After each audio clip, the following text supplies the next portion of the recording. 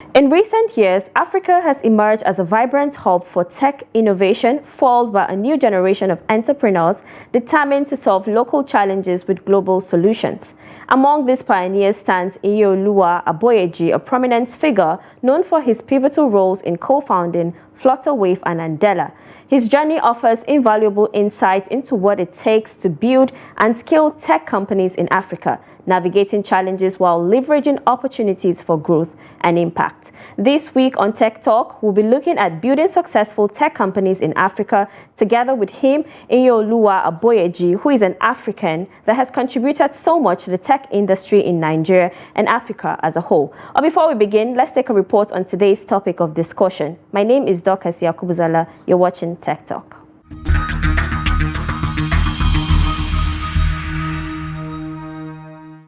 Africa has rapidly become a vibrant hub for technological innovation and entrepreneurship, fueled by a growing young population, increasing internet penetration, and a burgeoning middle class. However, the continent faces significant challenges such as unreliable electricity and limited internet connectivity. According to the World Bank, only about 57% of sub-Saharan Africa has access to electricity, and internet penetration stands at roughly 47% as of 2024. Additionally, the startup failure rate is notably high, with reports indicating that 80 to 90% of African startups fail within the first 5 years due to myriad of challenges such as infrastructural deficit, funding issues, market access, and regulatory hurdles. Despite these obstacles, Africa presents abundant opportunities for tech entrepreneurs willing to innovate and adapt. The continent's vast untapped markets offer prospects across various sectors, including fintech, agri-tech, health tech, and e-commerce. The fintech sector in particular has seen exponential growth, with startups like Flutterwave and Paystack attracting significant investment. In 2023 alone, African fintech startups raised over $1.5 billion in funding, highlighting the sector's potential.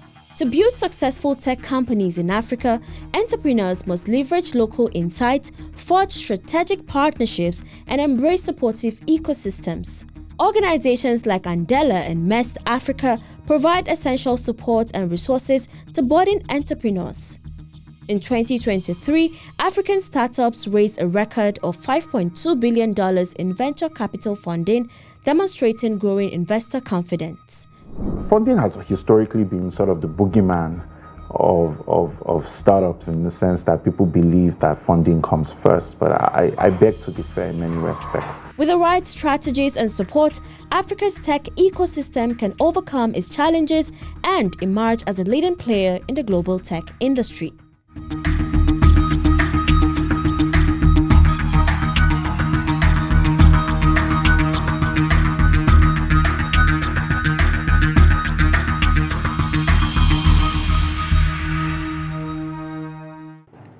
Welcome back from the break. In case you're just joining us, the program is Tech Talk, coming to you from Trust Television.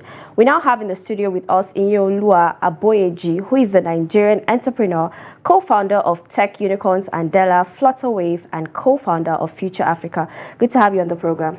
Thank you, Dorcas. All right. So I would love to kickstart with breaking age barriers. You established, or you co-founded Andela at 23 and Flutterwave at 25. How were you able to do this?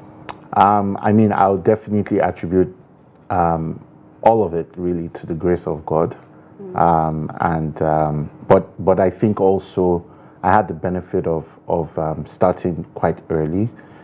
So I started, actually Andela, as popular as it might be, was not my first company. I started Bookneto when I was around 18.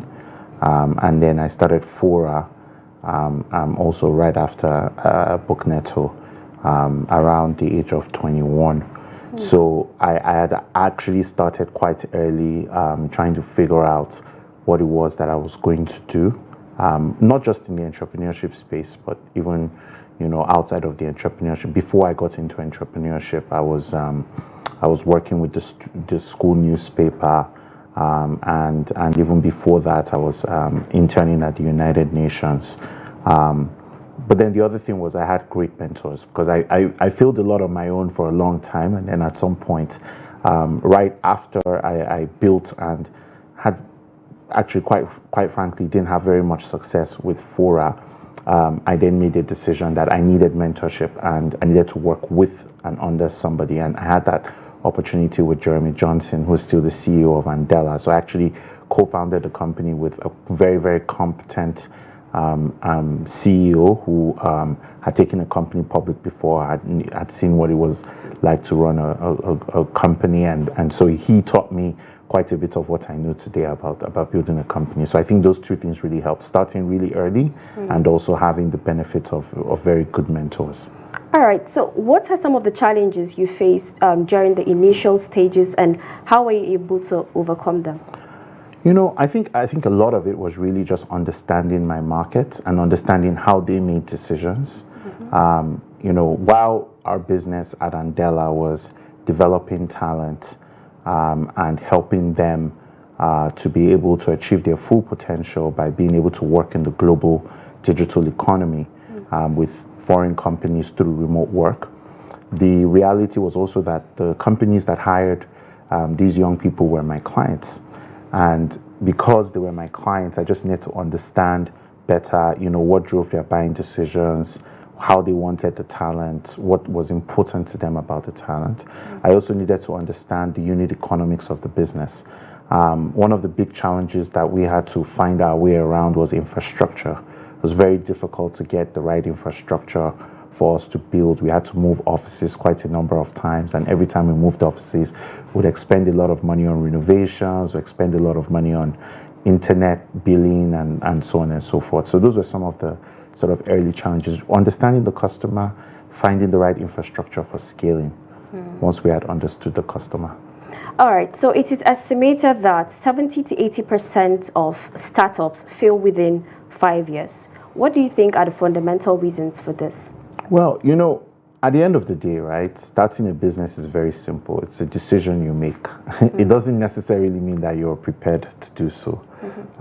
So I think quite a number of a bit of the failure rate is attributable to just the fact that some people may start and not quite be prepared to build a successful business yet. And in the process of failing, they will learn and then they will be able to build other business. I'm sure I was one of those statistics as well. And I'm sure every successful entrepreneur who wants to be honest can tell you that they have been part of that failure statistic. But I think on the other side, there are things that make that mortality rate a bit higher than should be the case. Things, for example, like lack of infrastructure, things like the inability for you to find the best talent to be able to build a business, things like the inability for you to be able to discover the right customer set, and you know, so that all that adds to the mortality rate. But the reality is, you know, failure in business is part of success in business. It's a necessary step. Now let's talk about funding. You know, how can tech startups in Africa, you know, be funded, and what funding models are sustainable? Well, you know, funding has historically been sort of the boogeyman of startups, in the sense that people believe that funding comes first, but I beg to differ in many respects. I think that funding is evidence of a thriving ecosystem, but also it needs to come, for it to be sustainable, needs to come after the business has been validated and there's actually something to build. But I think what I would advise startups to do, particularly now, is to start with their own resources, even if it means working for a few years and saving up the money rather than launching into a business that they've not tested and looking for funding. And then after that, you know, then they should have a community of trusted people who believe in their competence, believe in them, that would be willing to fund what it is that they're doing, and hopefully one or two people among that group who understand the business that they're going into and are willing to back them, not just with some advice, but with money. Because you always need mentorship in business. And then after that, you can then come to people like me who are venture capitalists. We have a target, about 35 billion naira fund. that we invest. We write checks of between 250 million to 500 million. We're typically your first institutional investor. So we can be helpful, but only after you've come up and built a business, because we can't fund an idea or a person. You know, we unfortunately can't do that with other people's pensions and so on and so forth. So we have to fund a business, and that means that you must have put in the work to actually build a business that we can grow. So I would like to touch on this Japa trend. So many, people, so many young people in Africa are all about leaving the country and all of that. How can these tech startups retain talent in Africa with this trend?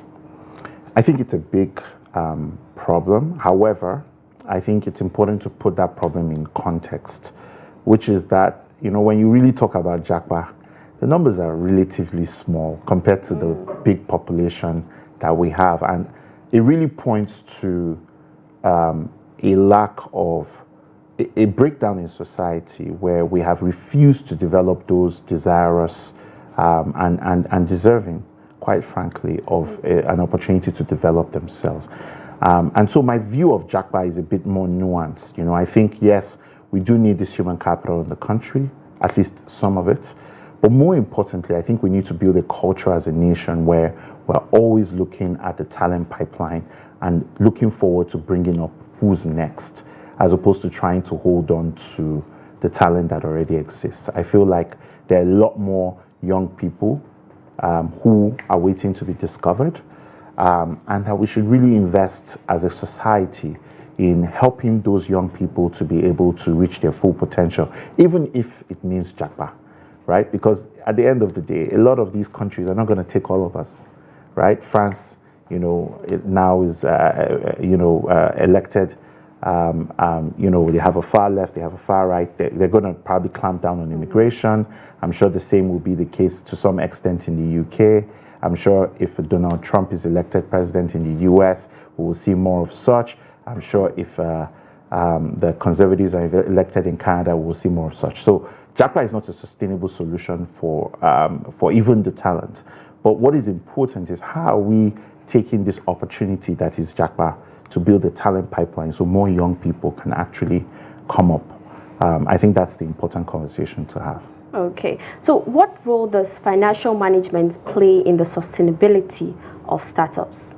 It plays a big role. I mean, at the end of the day, I always say a startup is at its heart a tomato seller's business, right? You buy for a certain price, or you produce at a certain price, you sell at a certain price. Once the business is more complicated than that, I get very jittery and I'm unlikely to invest. But what do I mean in context? I mean that ultimately you need to understand your unit economics. And that's what is at the heart of financial management. It's not just about managing the numbers at a gross level. It's about understanding what is the unit of what I produce, and then being able to say, okay, how do I translate this unit of what I produce into some numbers that help me indicate whether I'm scaling or I'm growing or I'm not. So I think it's very, very important for you to really understand your unit economics so that you know what the levels of growth would need to be. All right, so how can tech startups balance innovation with practicality to ensure they are meeting real market needs? Absolutely. The way I look at innovation, it's a lever for productivity. I think when people do innovation for the sake of innovation, I get very worried because innovation for the sake of innovation is just a science experiment. When you're talking about business, there are three things that matter to any business. How do I reduce my costs? How do I increase my profit? And how do I grow? That is it. Any other concern is perfunctory. So the question I always ask when I see an innovation is, look, what lever of business are you really pulling on? Are you reducing my cost? Are you increasing my revenue? Are you helping me to grow? If you're not doing either of those things, then I worry because ultimately it means that you're not going to have any business impact. And so I think a lot of startups have become very fond of products. They've become very fond of code, and they don't want to talk to customers. They don't want to really understand the problems of the business that they're facing. And so you have a lot of companies that are solving problems that, quite frankly, are not real problems. We live in a country where the vast majority of people cannot afford food, and they spend 95% of their income on food. And then you show up, with a 3,000 naira delivery app. I don't know how that's going to work at scale, And maybe there are people who can afford it, but there are many, many more people who perhaps would just like to be able to get much cheaper food. So I think that's how I tend to look at these problems. So how crucial is it for startups to adapt to changing market conditions, and what steps can they take to stay relevant? So I think they obviously, a startup has to exist in a context that is consistently changing. And what is important at the end of the day is, how do your customers see you? Because as the environment changes, they change. And as they change, you should change to adapt to them. You shouldn't just change for the sake of change. You should change to adapt to what your customers are requiring of you. So if your customers are saying, look, I would now really like this to be delivery and I'm willing to pay for it, then you can adapt to that change, right? If your customers say, well, this is expensive for me, can I get a more affordable alternative? And I'm willing to let go of this and that, then you should change to that. But you cannot change outside of the context of your customer. So that's a very, very important point that I like to emphasize for startups. All right. So what leadership qualities are essential for startups, and how can people who want to establish startups, how can they develop such qualities? That's a great question. I think the essential leadership quality for anything, including startups, is service. Okay. Right? How are you able to serve the customer? Because whatever service model you adopt, your attitude to serving the customer is what your entire organization will adopt. If you're the kind of startup CEO that doesn't like to talk to customers, well, guess what? Your organization will not like to talk to customers either. No matter how much you say, why aren't you talking to the customer? If you're the kind of person who dismisses customer complaints, your organization will dismiss customer complaints. So when I see service challenges in an organization, I say, oh, who's the establishment owner? And before you ask one or two questions, you realize that the person is dismissive of customers anyway. So obviously their staff would inherit their habits. So the most important thing is service. Are you able to serve your customer? And if you want to develop that trait, I always advise CEOs, go and serve somebody who has that trait, so that you understand all the different vagaries of serving a customer. Go and do one boy for a while and understand as an apprentice how to serve a customer. Because when you see somebody who does it well, it becomes your culture, and then you import that culture into your companies. Repeatedly, as I've looked at thousands of businesses, the businesses that are customer obsessed, customer focused, always succeed. And those that think it's just about financial management and so on and so forth, it's only a matter of time before they collapse. Okay, so what role do you believe tech entrepreneurship plays in driving sustainable development and economic growth in Africa? Absolutely. I think tech is a lever for productivity, like I said earlier. A lot of people think it's just Wonder Boy stuff, but it's really just a lever for productivity. And we live in a country where we badly need productivity. There's still things that we're doing. And when I say we're doing these things, it's not that we're doing them just because we want to, but the reality is that they make us less efficient. You look at farming, for example, right? We're talking about herdsmen because for the most part, many of our farms are not quite mechanized, right? So we need huge hordes of people, which puts their lives at risk, which, and that cascading effect has an impact on productivity because it means we can produce less kg of food per acre. However, if we now leverage technology, to mechanize quite a bit of that farming process, you find that things are a bit better, right? We use tech again to sell those goods, right? You look at something like, poultry, for example, right? Every day after the 6th week that you don't sell that poultry, you're either increasing your cost right? Or you have to make the chicken cheaper. So again, technology is for productivity. How do we make ourselves more productive? How can we do more with less as a result of technology? That is the core question of development. And until we can leverage technology to increase productivity, I think development will be very difficult for us to achieve. All right. So how important is the startup ecosystem in Africa, and what role do accelerators, incubators, and mentors play? I think, the startup ecosystem is helpful in a society like ours because it introduces new solutions to old problems, right? And new solutions that increase productivity, that allow us to build new things. Because the reality is, for a very long time, in a place in Africa, a lot of the solutions to the problems that we design are imported.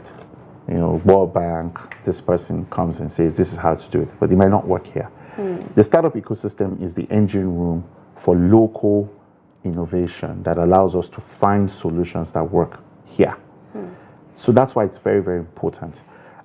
But, when accelerators and incubators work, because they often don't, that's the truth, they are supposed to guide the startups to be able to access the customer base, right? They're supposed to provide that institutional cover for these startups to be able to say, okay, who's having this problem, and access those people and engage those people and actually provide an environment where they can solve those problems at a bit of a micro scale, a demo scale, right? And ultimately get the resources to be able to scale up those solutions so they're serving even more and more people.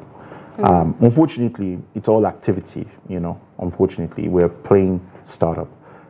Some guy comes straight out of school, no work experience, goes into an accelerator, or an incubator, which is a business for somebody else, gets paid grants, and so on and so forth. They're not really solving any real problems for anybody in particular. And that is the challenge that we have in the startup ecosystem.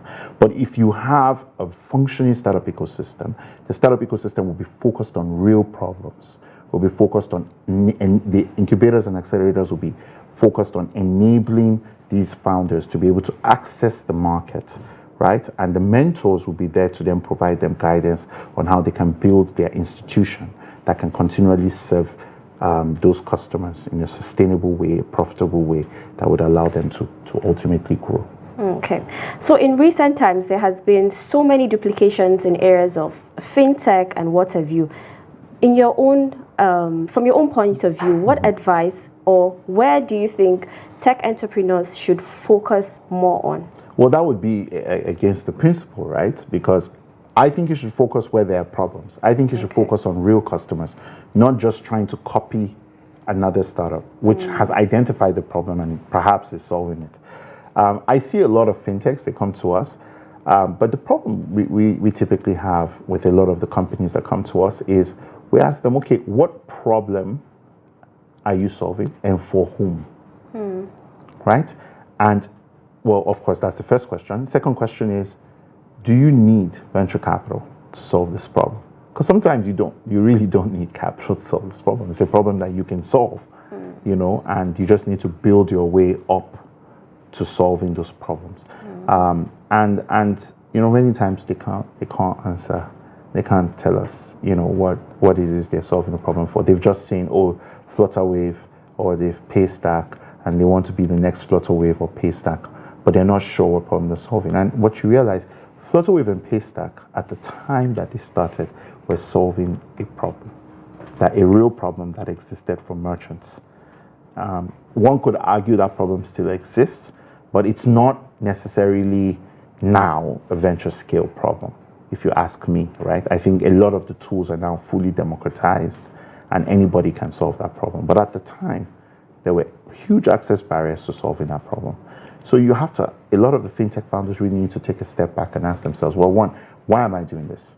Am I just doing this because I believe there's a big payday at the end? Or am I really doing this because I really believe and I know the customer and I feel like there's a problem the customer actually has? Or am I looking for a problem to solve? So I think when they ask themselves that question, they may now make a decision about whether what they're doing is relevant in the grand scheme of things or not. So finally, what advice do you have for tech entrepreneurs that want to, establish startups? Solve a real problem. Okay. Serve a real customer and build a useful product. In that order, quite literally. Please don't copy. Okay. And it's not a sport, right? There's no right answer or wrong answer. It's really just about your perspective and your ability to prove that there's a real problem to be solved here. Don't imagine that simply by building the thing somebody else has built, you will be successful. In many cases, that's not likely to be the case. All right. That's all we have for the interview segment. Thank you so much for joining us. You're welcome. Thank you so much. All right. We'll go on a quick break, and when we return, the program continues. Please stay with us.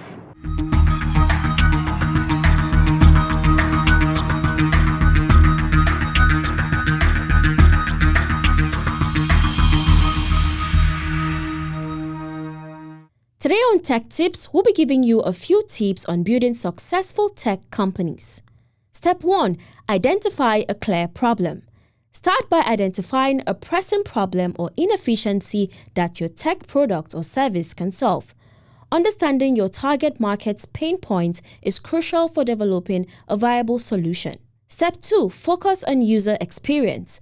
Prioritize user experience UX design throughout your product development process. Intuitive interfaces and seamless usability can significantly enhance adoption and retention rates. Step 3. Embrace agile methodologies. Agile development methodologies enable iterative improvement and responsiveness to market feedback.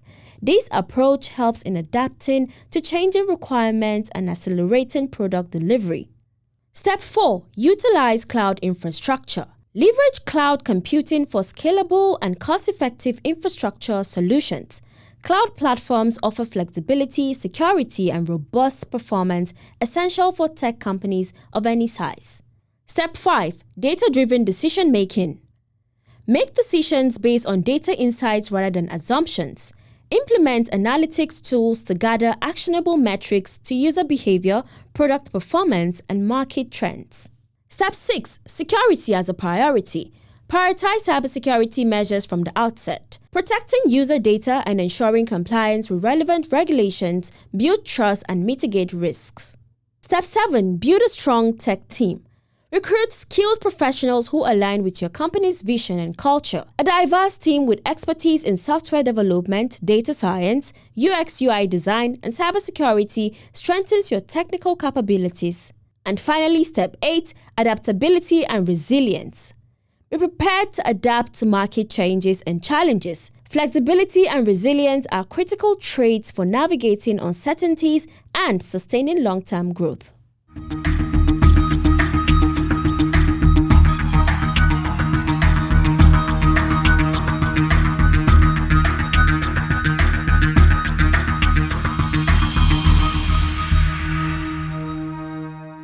And that's a wrap on today's episode of Tech Talk. Join us again next week for a fresh edition of the program. Don't forget to follow us, subscribe to all our social media platforms, Facebook, YouTube, Instagram, and X. My name is Dorcas Yakubzala. Thanks for joining us.